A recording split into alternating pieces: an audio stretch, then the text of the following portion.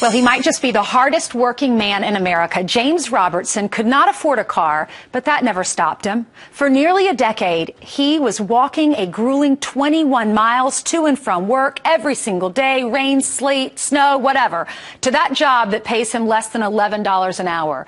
But that all changed when someone took notice of him and decided to lend him a helping hand. Soon enough, James's story got around and nearly 12,000 strangers have donated more than $300,000 to help James. And that's not all. This morning, we have an incredible update for you. Joining us now is Shane Molden engineering employee, James Robertson himself, and the man who helped him with that commute, Blake Polak. Thanks so much for being with us.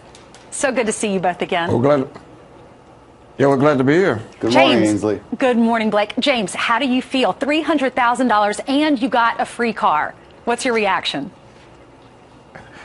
Well, you know, I really couldn't express how I'm feeling right now. You know about this whole thing that has blown up. And I keep asking myself, who would have thought that something, so small that I've been doing since I was 8 years old, before not to the level. Who would have thought that something that small would have blown up this big?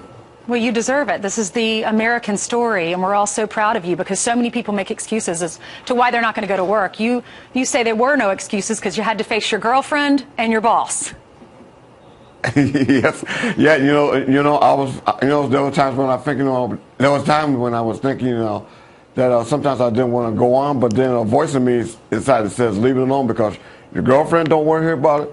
Your boss don't want to hear about it. Your coworkers don't want to hear about it. Your friends don't want to hear about it, and you have to go out there and do it the next day. So that's right. I just I just go ahead and keep on doing it no matter what. You have those responsibilities. All right, Blake, I want to talk to you. What was your reaction when you see that video? I know you were there with him when he got the car.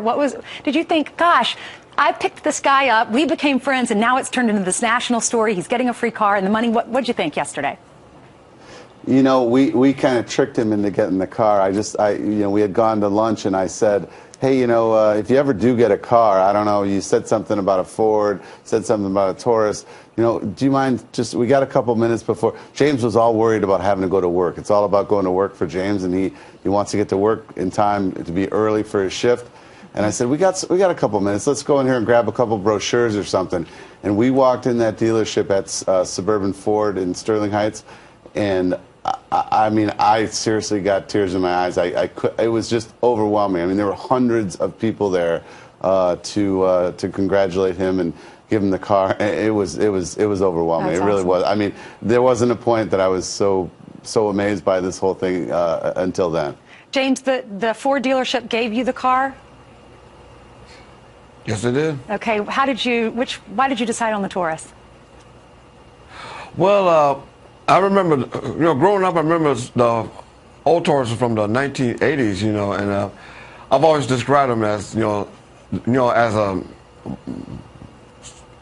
as a dull on the outside, but inside they're really strong. They can go long distances, and I felt like that was like me also as well. Yeah, you can go long distances, but you're not dull on the outside. You're the quintessential gentleman. You're the man that America's looking up to today, and we all want to be like you. So congratulations. I'm really proud of you. What was your inspiration behind all this?